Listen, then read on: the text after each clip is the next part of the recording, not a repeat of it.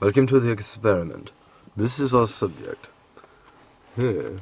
Camera bag. As you can see, she has this incessant need to name everything she's holding. Oh, it's got tapes in it because unlike most people, I don't use memory cards.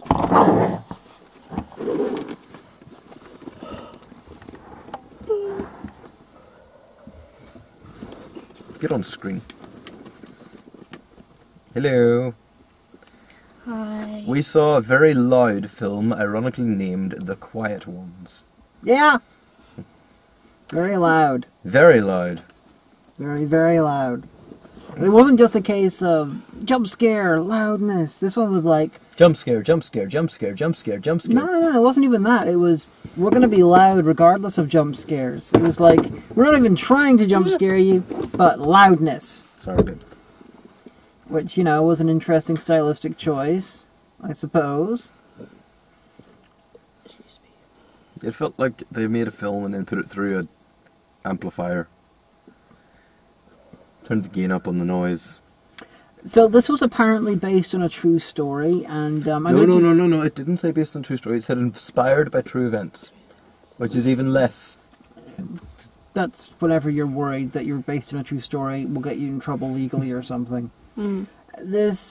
So I'm gonna look up, like we did after we saw The Conjuring. I'm gonna look up the true events and see exactly what this has got to do with the true events. And I'm guessing, like The Conjuring, you're gonna have like one or two little bits. Now my guess is gonna be that there was a doctor in the 70s who had similar ideas as to the character Jared Harris played in this, and then there was a fire which killed him and his students who were helping him out. That's what I'm thinking. I'm thinking there was a doctor who was performing experiments on a mentally ill woman and convinced that he could prove that paranormal activity was mental illness. Yeah, I think the same. Ironically, Paranormal Activity is mental. Those films aren't very good. Yeah, they're not. But the, okay. This was better than Paranormal Activity. Well, yeah. This is, okay, while this is not a very good horror film, this is definitely in the top half of the horror films that we've seen together. I'd put this under... Sinister is still the best. Under that, I don't know, what else was in the not terrible? Does Grabbers count? No, Grabbers was action. It was like Tremors. Yeah. We saw Grabbers first, Lupa. Well, yeah, I told her. She was all like, oh, have anyone ever seen this? And I was like, we did a vlog for that ages ago. Hi, you're behind, you know, Hipster, Hagan, and everyone else. Yeah, I'm everyone else. Are you part of everyone else? No. She's not. So, You're not on the screen anymore. it was nice to see a Hammer horror movie. This was an actual Hammer horror movie. And Hammer... Every so often, everyone assumes that as a company they're dead. I'm guessing they're in hibernation and making money off of reselling their 70s movies. And then they come out with an actual film. But I missed The Woman in Black. I know this is the same people who made it, but... It was shit. It was worse than The Conjuring. The Woman in Black was? I would put The Woman in Black worse than that film there. Oh, much worse. I really, really would. It was a lengthy, long film The Woman in Black, with a fuck-all storyline. The Woman in Black is, if you take the length and boringness of Jerry and you mix in some Hammer horror tropes that are just completely out of place, like just references to 70s Hammer horror, like rocking chairs in a room, mix in a kind of backstory in the background and put Daniel Radcliffe doing one of his worst acting roles ever in the front, and it's just incredibly boring and too long and no pacing and shite. So would it have been better if Daniel Radcliffe got to fuck a horse? Yes. Maybe. Though I did think he was quite cute in that film. Yeah. But the this one you got it's 1974 and there is Dr. Jared Harris, aka Dr. Not Bill Mumy from Lost in Space the movie. AKA Doctor smokes a cigarette in every fucking scene. One person in there who understands why I'm calling him Not Bill Mumy. Not even you get this. No, I don't. I definitely wouldn't get it. Okay, in Lost in Space the movie, artificially aged Will, the small kid who was turned into an adult. Yeah. Bill Mumy, who played Will in the original Lost in Space series in the 60s, was supposed to play him as a grown-up. You know, which made sense as a cameo for the actor, but either he was too busy or someone decided it would be too distracting. For some reason, Bill Mumy did not do it, and Jared Harris played him instead. That's the Doctor in this, so I'm like, Jared Harris, he is not Bill Mumy. Joe Hales isn't Bill Mumy? Everyone else involved in this? Well, yeah. Duh. But Jared Harris, he's one of these actors who gets less weird looking with age. Huh. He looked odd for most of his career, and now he's sort of growing into it. He's turning from an odd-looking young guy into, like, a doctorish-looking type guy. So, you know, someone cast Jared Harris as the Doctor, please. But he does look like a distinguished English gentleman. Especially in that cape. Yes, I like the cape. So he's this like psycho ghost guy, the sort of thing that, you know, the Ghostbusters were pretending to do whenever they used all those light shows and chemical gases in order to make everyone convinced that they saw ghosts, and then, you know, charge them exorbitant rates to fix them up. You know, Peck was right. And then he grabs a bunch of students, and they're like, "Okay, we got this woman who's mentally ill, and she may she's exhibiting what film people would say looks like demonic possession or something, but it clearly can't be that. Instead, it's going to be something sensible like... Science! Yes, like her anger and upsetness is creating a secondary telekinetic personality inside her body, and if they just remove that part like an organ, and you remove it by pissing it off until it comes out, and then you can destroy it somehow, and then freedom. If we can take away her telekinetic powers, she will be normal. It's a bit like creating a tranquil in, like, Dragon Age, but without actually the benefit of magic. And my main question about this film is not the camera guy, the two other students' accents. What the fuck? Well, Was one of them Irish? Yeah. One of them was supposed to be Irish, but he went everywhere from Cork to London and back. Cork up through Dublin. He actually did the journey from Cork up to Larne, got the ferry across to Liverpool, down to London, and then went back again. See, didn't notice all them. I noticed he was Irish for most of it, but then I thought a couple of lines I thought he was Northern Irish, and a couple of lines I thought he was Scottish. He was like, hi. Well, look at her now. She's just a poor young thing. And later he's like, well, what about her? You know, she's a bit mentally ill, if you know what I mean. Then he was like, no, she's a bit weird, hi. And then he was like, brother, God no, what am I doing here? That last one's via Kingston. Rap critic as me would be very proud. And the other girl was like, I'm French. Je suis for French. And she's like, I'm from London in the fucking 1910s. Well, with that one, she started off with the English accent, and then she put on a French accent for one line, and then she was English the whole way through. But she kept going back to the French accent like 3 or 4 times. No, she didn't. Okay, I admit that for about 20 minutes in this movie, my mind wandered, and I was thinking about how the Doctor was actually an imperialist character, inspired by Jared Harris looking like the Doctor.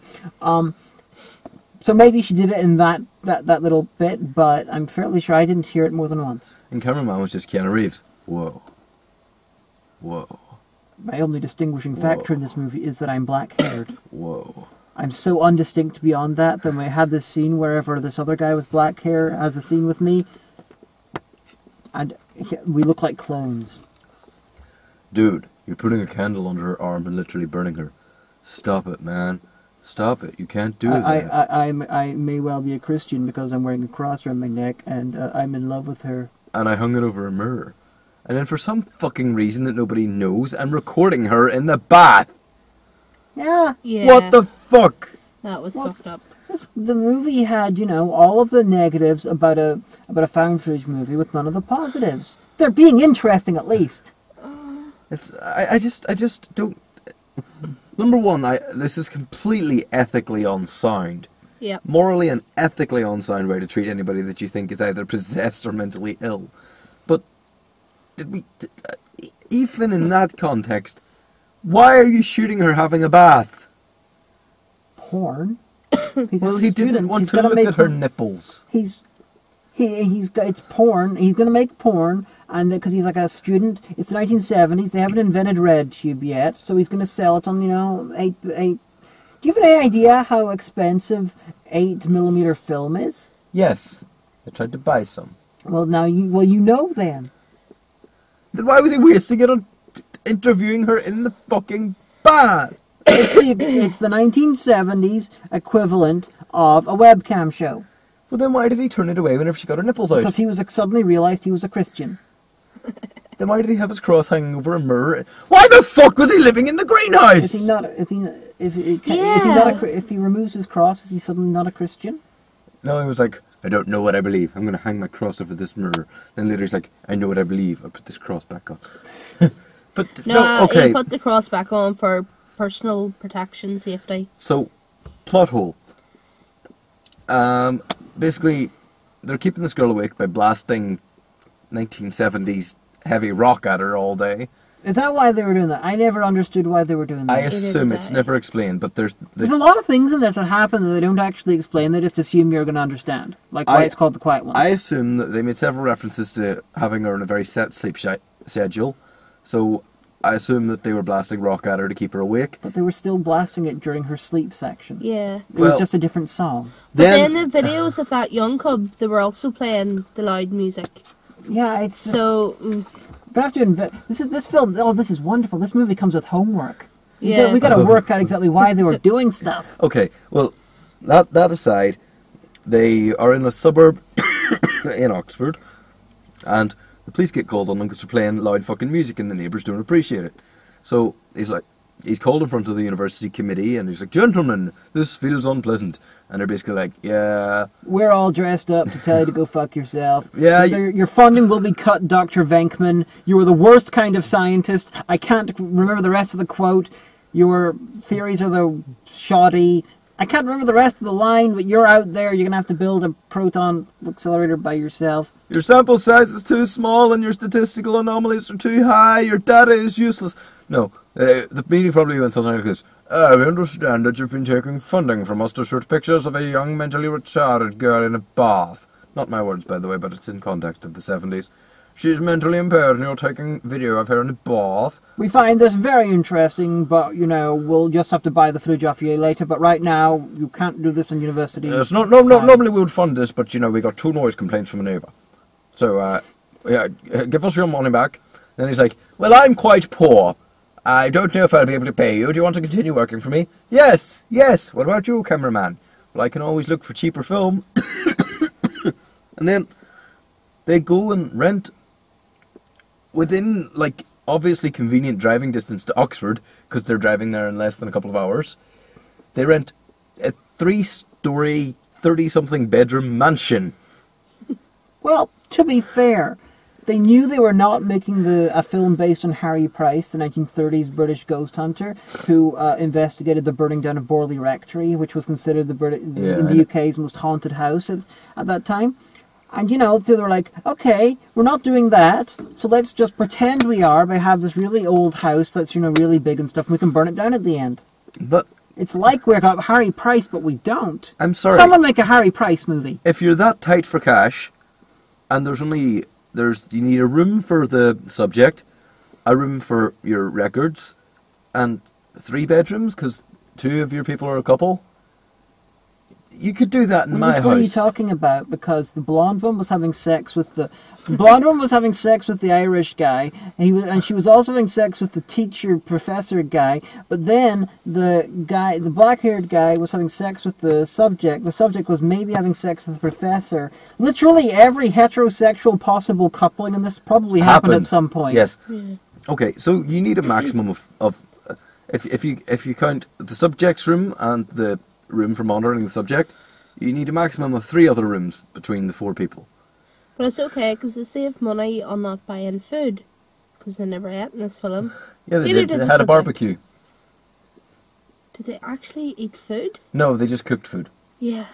And nobody ate food. They had the subject, who apparently was seriously mentally, and they locked up for half the time to let her go off and hang around with the pond. Yes, they have a giant garden with a pond. But anyway, they get this 4-story mansion. They don't bother looking through all of the house or investigating it and noticing that it's clearly got some creepy shit in it.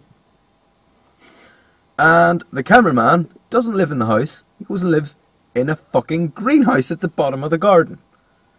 Don't understand that. Yeah, What? and they got their dangerous, apparently, mental patient who at times is so dangerous that they gotta lock her up. Literally lock her up.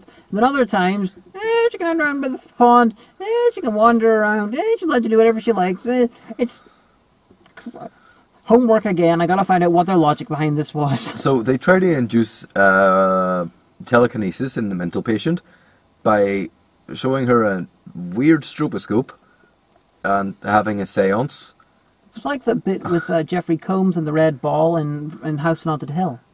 And then while she's in an alpha brainwave state, which means she's actually asleep, even though that's impossible, she can't manifest when she's asleep. But, you put her into an alpha brainwave state to make her manifest. But anyway, fuck the science. You set her arm on fire with a candle. And then whenever the cameraman tells you, dude, fucking stop that, you're like, don't you ever do that again or you're out. Yes! Ethical treatment of the mentally ill. Set them on fire. Well, she got her revenge at the end. By becoming fire. She turned into the Human Torch for some reason. But they didn't treat her all bad. They did buy her a dolly. She was sleeping on a soiled mattress on the floor of a damp house with 2 locks on the door and a food hatch. But she didn't receive any food through the food hatch. They were monitoring her every movement, recording her whenever she's nude, and generally abusing her. Like the doctor sneaks in at one point whenever he thinks nobody's looking to spoon the patient. And that day they let her go out around the garden at the pond. She was wearing a beautiful dress. So why the fuck was she always in that nightie? If they could give her a beautiful dress for a day. Because, Ring made lots of money, so we have to copy that look. Oh, Jesus. Yeah.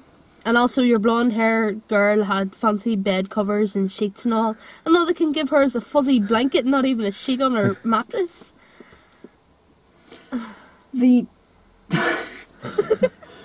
Okay, we find out that the girl, the twist is that the girl... Spoilers. Yeah, spoiler part. Okay, the guy's like, there's this bit where, sigil gets put onto the woman, and then this guy's like, I'm going to investigate this, and he discovers this Sumerian Babylonian cult for Lilitu. Lilitu? Sounds like... Call it Lolita. Well, Lilitu, it sounds like it's a derivation of Lilith, but that would be Hebrew. But whichever. And then they discover that there was a cult of this ones who were in this area. Oh my god! And they had this girl who they believed was a reincarnation of some sort. And No. The girl had EMT, and they believed the girl could bring back to life their god. Yeah, and they've been worshipping in the knowledge that it's dead. I'm pretty sure that the head of that cult was an architect called Ivo Shandor, and then the little girl is like, I've had enough of you guys, doing shit, and she burns the place down and everyone dies. And at this point, I was like, okay, the black-haired woman is clearly going to be the girl. The black-haired woman being the subject. Yeah. But then I thought, wait a sec, that was 1954, she was 4 years old, this is 1974, making her 24 years old. However, they act as though she's 16 the entire time, which makes the filming her naked a bit more weird. Yeah, and whenever she's being filmed naked, it's like, do you look at me and see a woman? I look in the mirror and see a young girl. Look at my tits! La la la la la! Are you shy? And then, just whenever, they give you enough time to think this through logically, so you can be like, okay, this can't possibly yet. Then they suddenly bah! She's actually 24, and this is actually the girl. And I'm like, come on, that's not a double fake out. That's you admitting that your film makes no fucking sense. Speaking of no fucking sense, whenever they hire the mansion, on the walls are paintings of these creepy dolls and shit. Now, they already know that Evie, as the spirit is, or the name of the little girl who died, who killed everybody with fire, manifests as a little doll in the head of Jane, who is the name that she was reappointed with.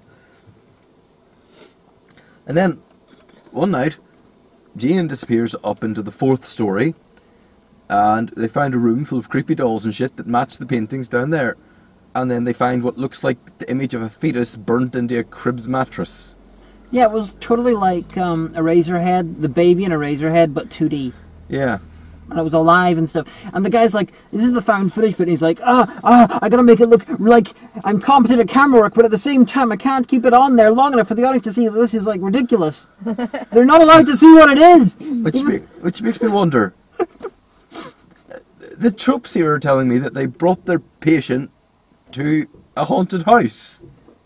Yeah. Because the painting was already there on the wall. The painting looked like the one from Sinister. Yeah, these items were clearly already up there. I mean, at no point is the manifestation being shown to be able to magically produce objects out of nothing, so there clearly was already a mattress up there with the burned image of a fetus in it.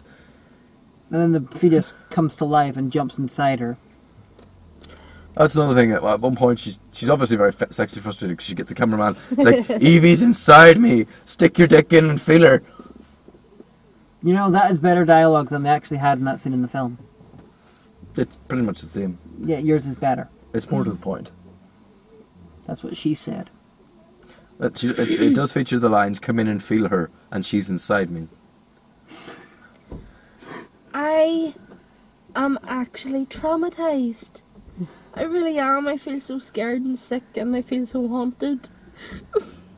Well, you get used to seeing bad films after a while. Don't worry, No. eventually you'll be okay.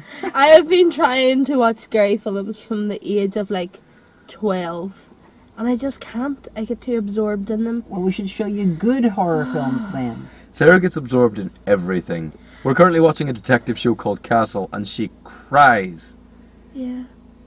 No matter what she's watching, she gets emotionally invested. No, to be quite honest, right, I used to watch horror films all the time and enjoyed them. And when I was very, very young, my friend thought it would be funny, after watching a horror film, to chase me around his house with a butcher knife. Oh yeah, that would be funny. No, I believed he was actually trying to kill me. He had What's me. your problem? Oh no, I think he was trying to kill Ruining me. everyone else's fun. No, he was definitely trying to kill me. So, is it any wonder why I don't like horror films? Obviously, I'm glad you're not friends with him anymore because Oh, no, we are. He obviously failed at killing you, so he's not a very good friend because he never finishes what he starts to do. You should not be friends with him. He's One of my still my first best If he was friend. really your friend, he would have continued his attempt until you were dead. One of my earliest experiences with horror films was watching the original Amityville Horror and the remake, then trying to write a list of notes comparing and contrasting with a friend who had the same name as me at the time, and then giving up and bumming. Bumming? Yes. Having sex? Yes. It's very odd. That's like the most weird intro to a porno I've ever heard. That's like a film geek porno. No, it was like, hey, Story. hey, we're going to have a sleepover for no apparent reason because I live like 30 yards away from you. Okay, what do we do? Why don't we compare and contrast the remake and the original of the Amityville Horror? Okay, that sounds fun. I'm bored of this. Let's have sex. Yay! Yeah, like I said, this is like a film geek horror, how a film geek porno would start. It's done! My first experiences with horror were as a child I was not allowed to watch horror films, so I make up for lost time with the fact that I'm constantly watching shit like that now. I have told my parents that if they just let me watch horror films when I was younger, I probably wouldn't be quite so interested in this shit right now. No. But then again, Brad Jones was allowed to watch literally whatever he wanted from the age of 8, and he's very into them, so... They're terrible. They are terrible. Seriously, I am going to have nightmares tonight. In fairness, I struggle to watch horror films because I find them so hilarious. I'm even scared of Scream. Scream is a very good film. Yeah, It's quite funny. It's quite effective. 2, 3, and 4 are shit. One is... What about 5? Is there 5 now? They're making a series? They're making a series. But Scream 1 is one of the best American horror films of the 90s. And it's fully aware of its own tropes. Yeah, that's why it is so clever. Yeah, it's amazing. Everyone else copied it. That was the problem. Poorly. It's a bit like Saw. Saw is an absolutely brilliant film. Its sequels and a lot of people copying it, not so much. But yeah, the thing with horror films is you gotta to enjoy, if enjoy is the right word, a good horror film. You gotta somehow Put yourself in the mindset that it's real. plausible. You got to get your mind, at least part of your mind, wrapped around itself so it thinks it's real. Well, you obviously realize that it's not. It's a little bit Zen in that way, the sort of way that Zen works by using these impossible to understand riddles in order to try and make your mind escape itself. And it's a little bit like that. And It's the idea of taking you out of the moment whenever something's so implausible that it pulls you out of believing the story. yeah, you've got it's a trick. I'll admit that. But the first film that actually made me think about that and the actual mechanics in your mind for enjoying a horror film was actually Blair Witch, because everyone I knew whenever it came out thought it was terrible. They were like, "Oh, it's gonna be the scariest film ever." Oh, that's shit. And I thought it was no, it's very good. You just got to convince yourself it's real. For the time that it's on, then it's a very effective film. Otherwise, if you watch it, being all just like, there's some people acting badly in the woods, then, it is obviously hilarious. But if you convince yourself it's real, it's really effective. Yeah, but to get that feeling, you need to be listening in a 7.1 surround sound in your dark room by yourself at night. Yeah, that's why horror films the cinema is the worst place to see a horror film, especially a good horror film. A bad horror film, crowd around, or even a silly horror film like the Evil Dead movies, ones that are not supposed to be scary. Psychological horror. Yeah, psychological stuff that's in your mind. Stuff like Ring, even stuff like Candyman. The stuff that's not supposed to be like, hey, there's gore, that's hilarious. You shouldn't watch those in the cinema. Also, never ever watch a horror film in a cinema in Derry, especially if it's packed. Because no matter what the scare, you will get laughter. Why the fuck were there so many people? This film's been open for a week and a half. But they only laugh. It's awkward laughs here because they're like, "Oh, I'm so scared. I'm just gonna laugh to cover up. I'm so scared. I spilled my popcorn all over me when I jumped." Have you not heard me during a horror film? You kept laughing. Yeah. I after every jump scare I laugh, and it's not an awkward thing. It's they thought that would be scary. That's hilarious. Yeah, you were laughing. And I was like, "Oh my god!" And then I hear you laugh, and I'm like, it's okay. But one thing I really hated about this film was the music. Like they were trying to do the suspense music. You know what I mean? And it was building up for something. Like whenever he was going through the book, trying to figure out what the symbol-y thing was. Yeah, what the fuck and the was music. That? And I was like, what's gonna happen? The book's gonna blow up, he's gonna go on fire, and then next thing he just closes the book, and I'm like, it's just like, oh, we got the book, we got these records, and obviously there's something important happened, but I wonder when we're gonna find out what exactly has happened, because this is clearly important. Yeah. There's a helicopter happening, obviously it's important. Now, here's another thing. The Eevee, not Vaporeon or Jolteon. Pokemon. Yes, that's the reference I was in the middle of making whenever you That's shouted what the thing is. The little monster on the bed that was two-dimensional. How else could it's an evil Pokemon? Yes, Eevee is a Pokemon. The little monsters, that's a new type of Pokemon. It's also called Eevee just to confuse collectors. Maybe it's a new evolution. Eevee turns into multiple Pokemon. Eevee turns into a pancake version of a spleen that's sentient. You ever seen the end of Brain Dead? It's like the guy's intestines when they come to life and try to kill people. It's like that, but flat. Okay, well, Eevee at one stage tries to boil somebody alive in a bath. Now, Eevee within the course of 10 seconds turns a bath from a comfortable heat, which I believe is around 60 degrees centigrade. Celsius or centigrade? Shit, which one is it? Roughly the same. One's for water, I think. One's for air, I think. No, one's the official one, one's old-fashioned. Anyway, 50 degrees Celsius is about comfortable bath temperature for most human beings, as far as I'm aware. To 100 degrees centigrade. Now, that takes a lot of potential energy. In a bath, you've got about 200 litres of water. And raising that in temperature by 50 degrees to boiling point, you're talking a couple of kilowatts. No, that's power. Energy. You ever seen kilojoules. Volcano starring Anne Hesh and Tommy Lee Jones? There's a talk about there's an entire speech because Anne Hesh is like, this water in this lake has gone up by about 1 centigrade in the last 24 hours. And then Tommy Lee Jones is like, well, it's a warm day. And she's like, do you have an idea how much water's in that thing? That would take an enormous amount of energy. So I'm just getting flashbacks. You're Anne Hesh in my mind right now. But later, Eevee's picking up people and throwing them around. If they're applying this, if they have that maximum amount of energy, let's just assume that they can apply the energy in any way that they want, because they can clearly either boil water or throw people around or become a demon spawn 2D baby. Throwing those people should have put them into space. Well, maybe it's not using all the energy at the same time. But my confusing thing about the bath was, she gets out of the bath and then she's locked in the room and you're like, okay, she's going to get suffocated by the steam, I guess. And then suddenly she gets out of there, but then there's a really burned arm, a scalded arm. Who the fuck's arm was that? Eevee. Oh, Eevee was trying to grab her, she's coming out of the bath. she teleports That to. was a human, no, not a human. That was an adult's arm. Yeah, like- so it was like, homework again. Yeah. Yeah, whose arm was that supposed to be? And there's this bit where they're all like filming all the shit, paranormal shit that's going on, and Evie like vomits out. Well, honestly, it looks like the pink slime from Ghostbusters 2. Yeah, it's another Ghostbusters thing. But it's like a tentacle, and then it stays there looks for a like second.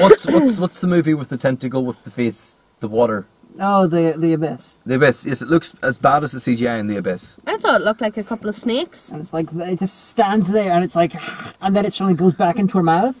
And I was, okay, they disguised the fact that it was CGI a little bit with the old style. Grain. Grain, and the fact that it was filmed in 16mm or 8mm. And that was okay.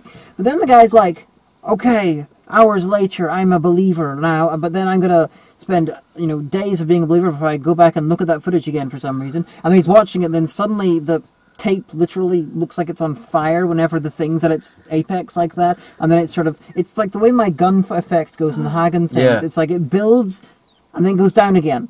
So it's like, fire, less fire. Fire, that's fire. But then, right after that, he's like, okay, I suddenly don't think this is real, even though I saw this fucking tentacle in front of me, and then I saw it still existed on tape. And not only that, but it somehow affected the tape to make it look like it's on fire.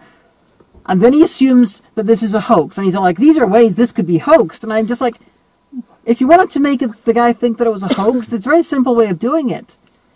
Have the shots from the video without the tentacle. Make him say, okay, we were drugged. We saw things, because look, it's clearly not there in the footage. Yeah. But apparently that's too intelligent. Also, I love how they explained the tentacle. It was like, what was that weird shit coming out of her face? And he's like, I don't know, it's unexplainable. And then the professor's like, I think it was technobabble. Technobabble. That was teleplasm. Technobabble. Which is like ectoplasm, but Tele. it's clearly less debunked than ectoplasm because it's tele rather than ecto. But to paraphrase it was, we don't know what that was. It's unexplainable. No, it's technobabble. Technobabble, you're correct. We saw actual technobabble. I created a situation in my head of what I thought was going to come or what was going to happen. Yeah. So it was basically that Evie was Which is a really stupid name for a child.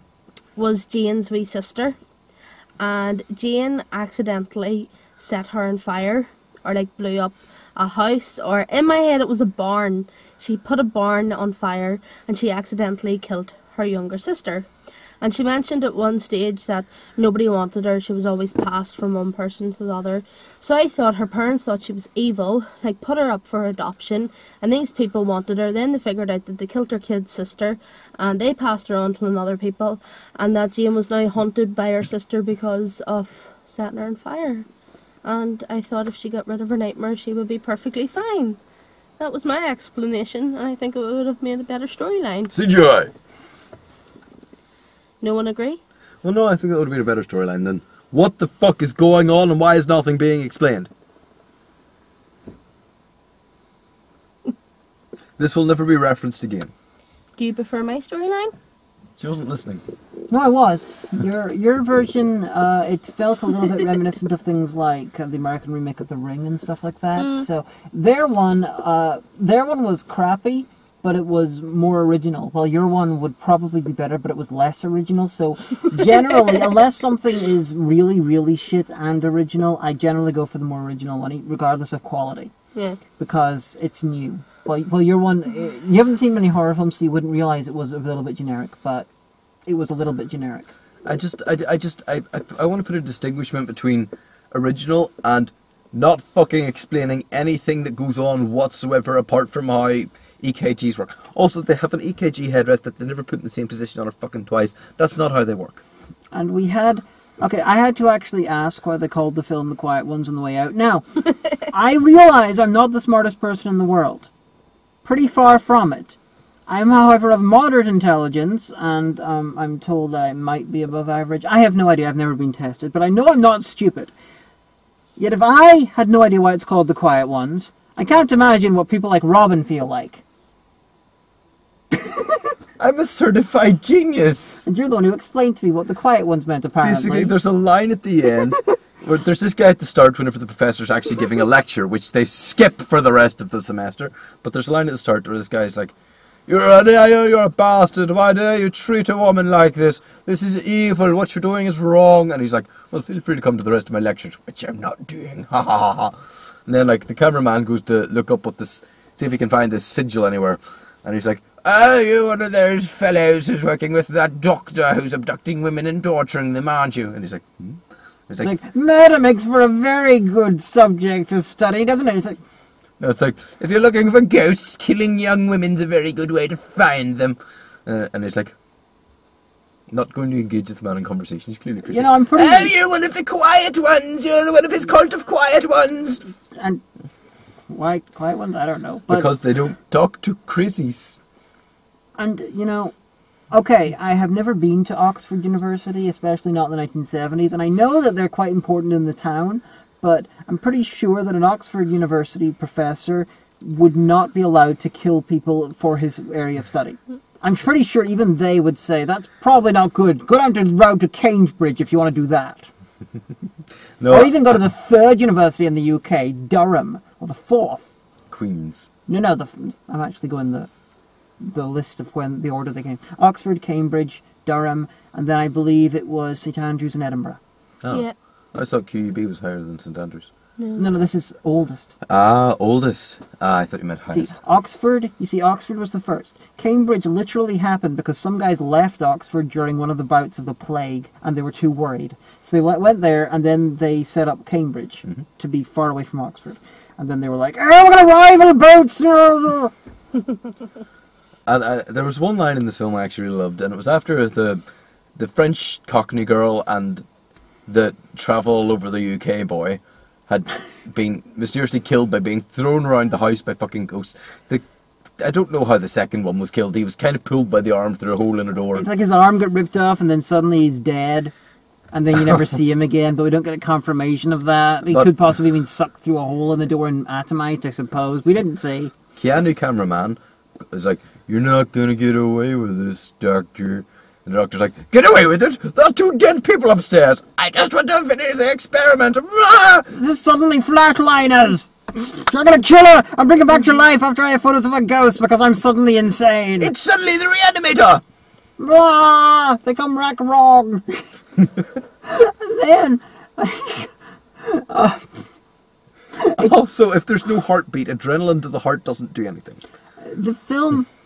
Towards the end, it goes really mental. And then you get, like, the woman's on fire, and, movies should stop the horror movies should stop having CGI fire covering people. It always looks fucking terrible, especially if the rest of the film, if you keep your CGI to a semi-minimum. Like this one, you got the CGI fire, you got the CGI tentacle thing, you got, like, a CGI Grave Encounters face in one bit of video involving a small boy. That's about it. It kept its CGI limited. Yeah, they should make it more realistic, like actually putting someone on fire. Yeah. No, I know this sounds morbid and horrible, but hiring a stuntman and some flame-retardant clothing, which is the way it was done in films for literally decades. Or find a Buddhist monk who's really annoyed at a war. Yeah. And setting somebody on fire is easier, faster, cheaper. Looks better Than CGI. The only thing that is discounted here is maybe safety. CGI is easier. Because people just film it and then they give it to someone else. Someone else has to do the work and they're just like, I get to lie around. It's easier for the cameraman, maybe, not for the... It's easier for the director and all. It's easier for the producer. It's actually probably cheaper. No, CGI costs a lot of money. Not very good CGI. Literally, you can do easy cheap CGI for free. There is... You do not need a lot of money to do CGI. Like the bit in Nerd Quest with the blood on the camera. Yeah. That was done by Phalos. In After Effects. Yeah, for free. And it looked good. It looked better than the fire in this. Yeah, it did. But CGI fire always looks wrong, unless you have a couple of millions. If they had reduced their cigarette budget... My God, every scene in this movie, somebody is smoking. Apart from a smoking professor, who's only smoking like 2 scenes, but he has a lit cigarette as he's walking around campus at all times. It's just like... Smoking. Do you think I would notice that I don't actually smoke in real life? Yeah, I just hold these for the crack. Yes, I gotta look for the pot. It's 1970s, otherwise people would forget and think we're in the modern day. I know what I'll do. I'll smoke at the front of my lecture while giving a lecture. I'll smoke while walking around the quad talking to a cameraman. I'll smoke on my way home. I'll smoke when I'm still getting home. I'll smoke when talking to the police and answering the door. I'll smoke when administering injections to a patient. I'll smoke whenever we got these massive plastic pictures of auras and stuff, which, because it's the 70s, cost a fuckload of money, which easily could be, like, melted and stuff. I'll smoke right beside the film stock, which, because it's the 70s, is made of basically nitroglycerin.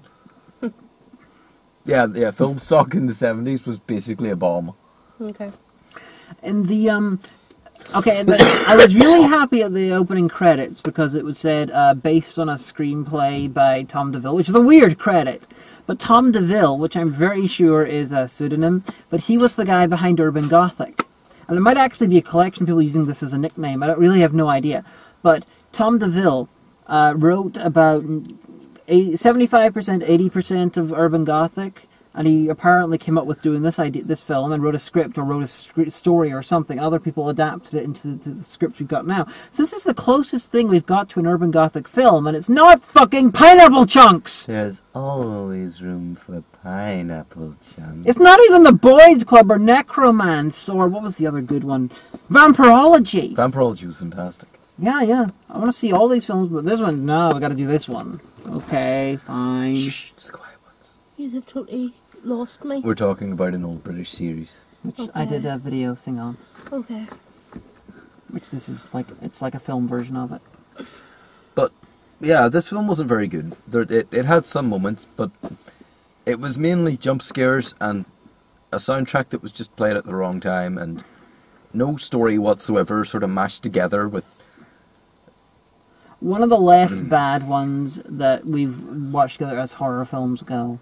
Yeah, it's still not very good. That's not an achievement. Our list of horror films, I'm thinking, is probably like Sinister, Nerd Quest. Cabin in the Woods, if we have or have not done a vlog of it. We were arguing about this, we can't remember. We're not sure if we did a vlog. We know we saw it together, but I don't know if we did a vlog. Cabin in the Woods, Nerd Quest, this, and probably Grabbers, even though it's... Action. Nerd Quest and it are really more comedies first. And then down here, underneath the tarmac underneath my car, is The Conjuring. And Insidious 2. And the one about the Dybbuk box and the apparition. Oh no, it's better than The Conjuring. The devil inside. Well, the Paranormal Activity, the marked ones, and the one we saw right afterwards, which I can't remember the fucking name of. The one where the people go to get married and abducted by Honeymoon. demons. And... The cult, yeah. Oh, that child, the child one, where she was expecting a child. Yes. Oh, that was fucked up. Well, those are the bad ones we've seen. They're terrible. Yeah, This is at least better than that lot. Like, we're thinking we should maybe change the name of this, show to horror movies and superheroes. I am Captain America Spider-Hulk. Captain Spider-Hulk. Very clever. Did you pass me the bag there? Yeah. So yeah, this film is not very good.